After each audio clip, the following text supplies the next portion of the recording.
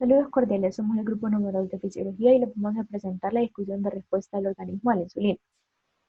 Nuestro grupo está conformado por Alejandra Carolina Bolaños, Jocelyn Cardosa, Catherine Castellanos, María José Castro, Francisco Chacón, Steven Cruz, Gabriela Chévez, Valeria Cobar, Tania Coto y mi persona Alejandra Bolaños.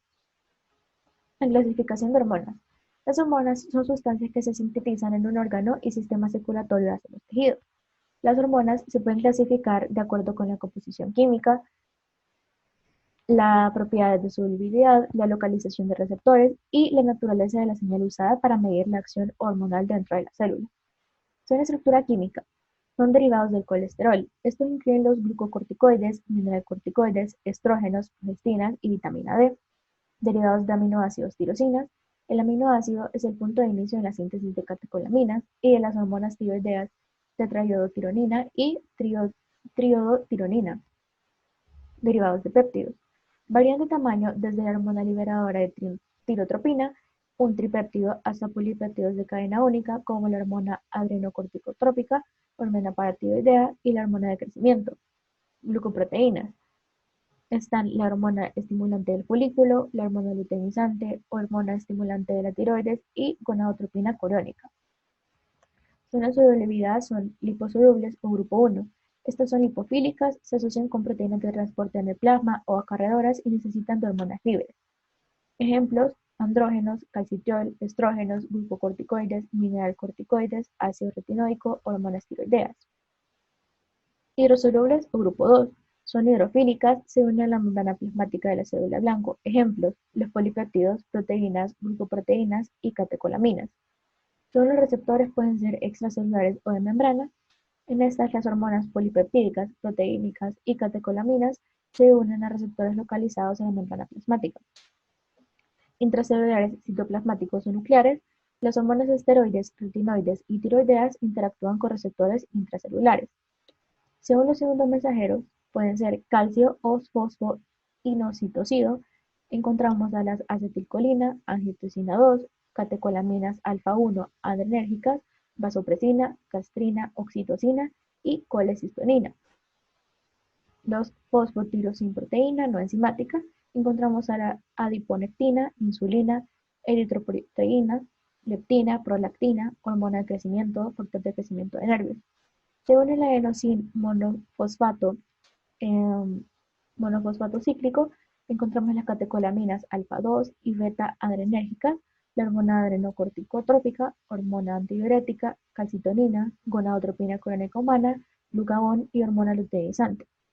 Según el guanosin monofosfato cíclico, podemos encontrar el factor urétrico, natriurético y óxido nítrico. Buenas tardes, mi nombre es Ivonne Castellanos y yo les voy a hablar acerca de las diferencias entre los tejidos de síntesis hormonal y los tejidos blancos. La insulina es una proteína pequeña, tiene un peso molecular de 5.808. Se compone de dos cadenas aminoácidos unidas entre sí por enlaces disulfuro. Esta proteína como todas las proteínas, se sintetiza en el ribosoma. El paso de ARN a proteína genera una cadena de aminoácidos que llamamos preproinsulina, puesto que todavía tiene que ser procesada para ser funcional. La preproinsulina pasa al REL, donde es procesada, pierde un trozo de la cadena de aminoácidos del extremo C-terminal, transformándose en proinsulina, que presenta tres cadenas, BCA, donde la cadena C une a las otras dos. Mientras que los neutrófilos es un tipo abundante de glóbulos blancos, que por lo general atacan a las bacterias y a otros invasores extraños. También participan en la medición de la resistencia de la insulina. Los neutrófilos son las primeras células inmunes que responden a la inflamación del tejido y que pueden promover la inflamación crónica, convocando a todos los glóbulos blancos llamados macrófagos. La inflamación crónica común en los tejidos adiposos es una causa importante de la resistencia sistemática de la insulina. La regulación hormonal. En el ser humano existe un sistema especializado en la regulación, que es el sistema endocrino, el cual está constituido por conjunto de glándulas de secreción interna que producen hormonas que son vertidas a la sangre y trasladadas a los órganos blancos o lianas, donde ejercerán su acción. La secreción hormonal se regula mediante las señales del sistema nervioso. En este se realizan fundamentalmente mediante reflejos, por cambios químicos en la sangre y por medio de otras hormonas. La regulación de muchos procesos como el metabolismo, las funciones vegetativas, el crecimiento y la reproducción dependen de la interrelación entre los mecanismos de regulación nerviosa y endocrina. Esta estrecha relación se manifiesta en los mecanismos de regulación neuroendocrina, lo que está dado por el sistema del hipotálamo. Así, por ejemplo, las hormonas que producen la hipófisis en su lóbulo anterior son secretadas por orden del hipotálamo que activa o inhibe su funcionamiento. En el lóbulo posterior se almacenan neurohormonas que se originan en el hipotálamo cuando el hipotálamo lo ordena. Hola, soy Alejandra Bolaños y voy a explicar la anatomía del páncreas, sus células y la secreción hormonal de cada una de ellas. El páncreas se compone de dos grandes tejidos, los cuales son los acinos y los islotes pancreáticos. Los acinos son los encargados de secretar jugos digestivos al duodeno y los islotes son los que secretan lo que es la insulina y glucagón, y estos van de forma directa a la sangre. El páncreas cuenta con 1 a 2 millones de islotes pancreáticos. Cada islote tiene unos 0.3 milímetros de diámetro. Estos se organizan en torno a pequeños capilares a los que vierten sus hormonas y contienen 3 tipos de células, los que son las células alfa, beta y delta. Estas se pueden diferenciar entre sí por sus características morfológicas y de tinción. Las células beta representan casi el 60% de la totalidad de las células de los islotes pancreáticos y se encuentran sobre todo en el centro de cada uno y secretan lo que es la insulina y la amilina. En el caso de las células alfa, estas componen casi el 25% del total y secretan lo que es el glucagón. Las células delta, que representan el 10%, secretan lo que es la somatostatina. Las relaciones íntimas entre los tipos de células de los islotes pancreáticos, estos facilitan lo que es la comunicación intercelular y el control directo de la secreción de algunas hormonas. Por ejemplo, tenemos que la insulina inhibe lo que es la secreción de glucagón, la amilina inhibe la secreción de insulina y la somatostatina la de la insulina y glucagón. En el ítem 5 vamos a hablar del papel de la insulina en las hormonas contrarreguladoras en el alimento y ayuno. Bueno, en la integración del metabolismo energético va a estar controlada por lo que es la insulina y las acciones opositoras, tanto del glucagón y la adrenalina. La insulina es una hormona polipéptida y va a estar producida por células beta de los islotes Langerhans del páncreas. En la biosíntesis implican dos precursores inactivos, la preinsulina y la proinsulina, que estos son incididos de manera secuencial para formar la hormona activa. Un aumento de la glucosa sanguínea va a ser la señal más importante de aumento de la secreción de la insulina.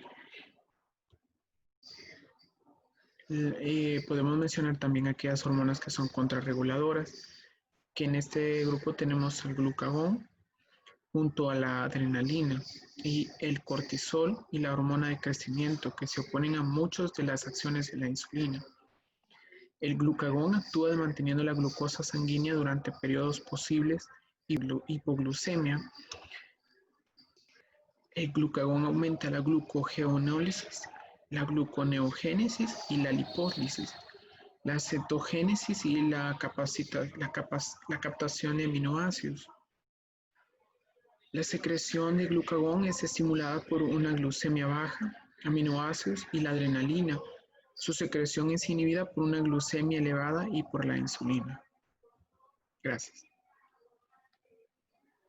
Bueno, hoy vamos a hablar sobre determinar si entre la adrenalina y la insulina existe un antagonista fisiológico. Y claro que sí. Se trata de la hormona de la insulina, que es una hormona anabólica por excelencia, ya que induce la retirada y el exceso de glucosa en la sangre y su transformación en glucógeno en el hígado y los músculos igualmente. Induce la captación de glucosa por medio de los tejidos adiposos y su transformación en triglicéridos y por ende, energía. Las llamadas hormonas del estrés, glucagón, adrenalina, el cortisol y la hormona del crecimiento son antagonistas de la insulina y su principal acción farmacológica es inhibir la gluconeogélisis hepática seguida por hipoglucemia y su déficit absoluto relativo en ocasiones de hiperglucemia. De la adrenalina podemos decir también que el cortisol es su antagonista. Mi nombre es Valeria Cobar y yo les voy a explicar la estructura de la insulina. La insulina está asociada con el azúcar en la sangre. Es una de las hormonas más importantes asociada con la abundancia energética. Está compuesta por 51 aminoácidos dispuestos en 2 cadenas polipeptídicas, las cuales son cadena A y cadena B. Esas cadenas están unidas entre sí por puentes o enlaces disulfuros. Si esos enlaces o puentes se rompen, la molécula deja de ser una molécula funcional o una molécula activa. A continuación les voy a explicar la estructura de la insulina.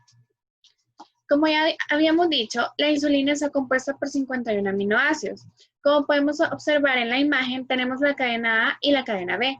Observamos los 2 puentes disulfuro o enlaces disulfuro que hacen que éstas se unan entre sí, pero a la vez podemos encontrar un único puente o enlace disulfuro en la cadena A. Este es un enlace intramolecular. La importancia de los enlaces disulfuros es que unen las cadenas y permiten que la molécula pueda ser funcional y pueda estar activa. Si carecen de enlaces disulfuros, la molécula deja de activarse y por lo tanto no es funcional. Muchas gracias. Principales características de la secreción de la insulina. La secreción de la insulina empieza en el páncreas por las células beta de los islotes de Langerhans, debido a un incremento de la glucemia, ya que es el principal factor de la secreción de la insulina. En las células beta vamos a encontrar glucosa. Gracias a esto, la glucosa que entra es proporcional a la concentración de sangre dentro del límite fisiológico. Una vez dentro de las células beta, la glucosilasa fosforila a la glucosa, convirtiéndola en glucosa 6-fosfato, y esta fosforilación controla la concentración de sangre y el control de la insulina. Los nutrientes tales como los aminoácidos también pueden metabolizarse en las células beta, donde incrementan la concentración de ATP y la secreción de la insulina. Algunas hormonas como el glucagón y el péptido insulinotrópico, dependiente de glucosa, sin la presencia de la glucosa, estos tienen un efecto bien mínimo en la secreción de la insulina. Luego, fármacos de la clase sulfonilurae estimulan la secreción de la insulina mediante la unión a los canales de potasio sensibles a ATP, bloqueando la actividad. Se da una despolarización, lo que me permite la secreción de la insulina, y estos fármacos me resultan útiles para la secreción de insulina en pacientes que padecen diabetes mellitus tipo 2. En este cuadro nos presentan los factores y estados que disminuyen la secreción de la insulina, como el aumento de la glucemia, que lo mencionábamos cuando hablamos de las células betas, el aumento de los ácidos grasos libres en la sangre, aumento de aminoácidos en la sangre, hormonas gastrointestinales, glucagón, hormona del crecimiento, cortisol, estimulación parasimpática, acetilcolina, estimulación beta-adrenérgica, resistencia a la insulina, obesidad y sulfonilurae. Describa los receptores de insulina y adrenalina. Los receptores de la insulina. Los receptores de la insulina es una combinación de 4 fluorinidades enlazadas a través de puentes disulfuro. 2 unidades alfa que se encuentran totalmente fuera de la membrana celular y dos subunidades beta que atraviesan la membrana y sobresalen en el interior del citoplasma. La insulina se une a las subunidades alfa del exterior de la célula, pero debido a su unión con las subunidades beta, las porciones de estas últimas se introducen en el interior de las células, se fosforilan. Los receptores de la adrenalina. Las catecolaminas son un grupo de sustancias que incluyen la adrenalina, la noradrenalina y la dopamina, las cuales son sintetizadas a partir de los aminoácidos tirosina, conteniendo un grupo catecol y un grupo amino. Las catecolaminas pueden ser producidas en las glándulas suprarrenales, ejerciendo una función hormonal, o en las terminaciones nerviosas, lo que se consideran neurotransmisores. El precursor de todos ellos es la tirosina, que se une como fuente en las neuronas catecolaminérgicas, productoras de la catecolamina. Hola, mi nombre es Tania Coto y yo voy a hablar acerca del mecanismo de acción de la insulina en el humano. Y para comenzar es muy importante mencionar que para que la insulina inicie sus efectos en las células efectoras, esta primero se tiene que unir y activar una proteína receptora de la membrana. Y va a ser este receptor activado el que va a desencadenar todos los efectos posteriores. El receptor de la insulina es una combinación de 4 subunidades enlazadas a un puente disulfuro. Son 2 subunidades alfa que se encuentran totalmente afuera de la membrana celular y 2 subunidades beta que atraviesan la membrana y sobresalen en el interior del citoplasma. El receptor de insulina, por lo tanto, se puede considerar como un receptor unido a una enzima. Y los principales efectos finales de la estimulación insulínica que podemos encontrar son, por ejemplo, que se produce un notable incremento de la captación de glucosa en las membranas de casi el 80% de las células, sobre todo de las células musculares y adiposas, pero no de la mayoría de las neuronas encefálicas. También podemos ver que la membrana celular se hace mucho más permeable para muchos aminoácidos y para los iones potasio y fosfato, cuyo transporte al interior de la célula es incrementado. Y luego, con respecto al efecto de la insulina sobre el metabolismo de los hidratos de carbono, podemos ver que inmediatamente después de consumir una comida rica en hidratos de carbono, la glucosa absorbida hacia la sangre induce una secreción rápida de insulina.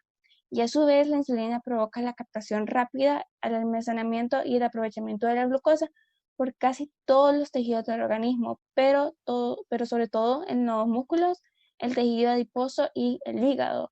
Luego, como podemos ver en la siguiente diapositiva, la acción principal de la insulina es disminuir los niveles de glucosa cuando estos se encuentran muy altos en el organismo. Y como podemos ver en esta imagen, es un esquema de un receptor de insulina y se puede ver que la insulina se une a la subunidad alfa del receptor, lo que determina la autofosforilación de la subunidad beta del mismo. Y a su vez, esto induce a una actividad tirosina sinasa y esta actividad va a desencadenar una cascada de fosforilación celular que va a aumentar o reducir la actividad de diversas enzimas. Y aquí van incluidos los sustratos del receptor de insulina, que intervienen en los efectos en el metabolismo de la glucosa, lípidos y proteínas. Y para determinar un ejemplo de esto podría ser, como podemos ver, que los transportadores de la glucosa se desplazan a la membrana celular para favorecer a la entrada de la glucosa al interior de la célula. Gracias. Vamos a explicar el mecanismo de acción de la adrenalina en el humano. Esta resulta muy necesaria para elevar la glucosa plasmática en los periodos de estrés, cuando se excita el sistema nervioso simpático. Sin embargo, la adrenalina opera de forma distinta a otras hormonas, puesto que aumenta al mismo tiempo la concentración plasmática de los ácidos grasos. Esta tiene dos causas. Una es cuando ejerce el efecto glucogenolítico muy potente en el hígado y a los pocos minutos libera las grandes cantidades de glucosa hacia la sangre. La otra es cuando posee el efecto lipolítico directo sobre las células adiposas, porque esta activa la lipasa sensible a la insulina en los tejidos adiposos y provoca asimismo un gran incremento en la concentración sanguínea de los ácidos grasos. Desde el punto de vista cuantitativo, el estímulo de los ácidos grasos es muy mayor que el de la glucemia. Así pues, la adrenalina estimula en la utilización de los lípidos en situaciones tan estresantes como en el ejercicio, el shock circulatorio y la ansiedad. Bueno, vamos a explicar qué es la hemoglobina glicosilada y su importancia en los pacientes diabéticos. La hemoglobina glicosilada glicada, más conocida por sus siglas HbA1c, hemoglobina A1c, simplemente es tradicional denominación de la hemoglobina glicosilada, o esto más que todo se le puede dar el nombre que se le da a esta molécula. Este es un término genérico que se refiere a un grupo de sustancias que forman a partir de reacciones bioquímicas en la hemoglobina y algunos azúcares presentes que circulan en el torrente sanguíneo. Lo importante acá es que está la molécula de glucosa, y esta molécula de glucosa se va a ir a unir a la proteína de la hemoglobina. Cuando se da esta unión, ahí es como se le conoce a la hemoglobina glicosilada. ¿Cuál es su importancia? La importancia en un paciente diabético es que con esta se va a mantener un control de cuánto porcentaje trae de azúcar en la proteína de la hemoglobina. Aquí estamos viendo en la diapositiva unos ejemplos del porcentaje que se maneja. Podemos ver aquí en el primer porcentaje que es 5%, es lo normal que se puede manejar. Ya un 6% ya es un poco alto, pero también se puede manejar como algo normal. Ya el 7% ya es un riesgo de diabetes, y así sucesivamente, 8%, 9%, que es la más complicada en una persona con diabetes. En condiciones normales, el eritrocito vive en la circulación de un promedio de 120 días. Vaya, ¿qué es lo que pasa? Que la hemoglobina en nuestro cuerpo vive 120 días. ¿Qué es lo que pasa?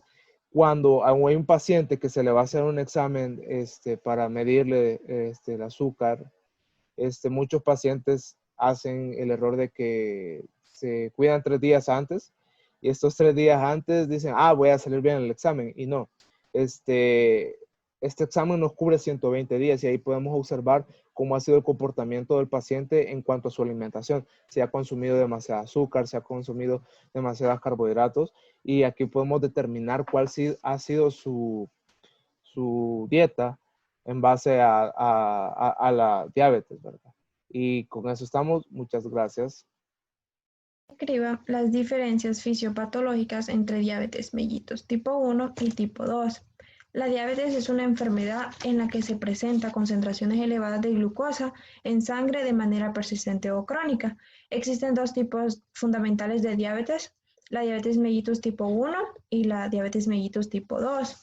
La diabetes tipo 1, esta se debe a la falta de secreción de insulina. Este tipo de diabetes, el propio sistema inmunitario del paciente produce una destrucción de las células beta del páncreas, lo que origina una deficiencia total de insulina. La diabetes tipo 2, estas personas sí producen insulina, pero no en cantidades suficientes que el organismo necesita para su correcto funcionamiento.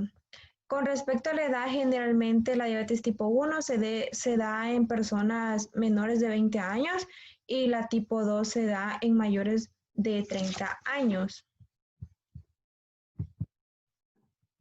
En muchos casos y clara diferencia con la diabetes tipo 1 es que la diabetes tipo 2 puede prevenirse si se mantienen unos hábitos de alimentación saludable y se combinan con una actividad física moderada. Entre algunas diferencias tenemos que la diabetes tipo 1, el cuerpo no produce nada de insulina. En la diabetes tipo 2, producción de insulina insuficiente. En la diabetes tipo 1 está diagnosticada en su totalidad. La diabetes tipo 2, muchas personas no saben que la padecen. En la diabetes tipo 1, provocada por un ataque del propio sistema inmunitario. En la diabetes tipo 2, muy relacionada con la obesidad, sedentarismo y factores genéticos. En la diabetes tipo 1 no existe cura. En la diabetes tipo 2 no existe cura, pero en algunos casos el tratamiento adecuado puede remitirse. La diabetes tipo 1 no se puede prevenir. En la diabetes tipo 2, en ocasiones se puede prevenir y retrasar su aparición con una dieta sana y la práctica de ejercicio. También en cuanto al tratamiento, pues la diabetes tipo 1 requiere administración de insulina de forma externa. La diabetes tipo 2 en ocasiones requiere administración de insulina, pero no por norma general.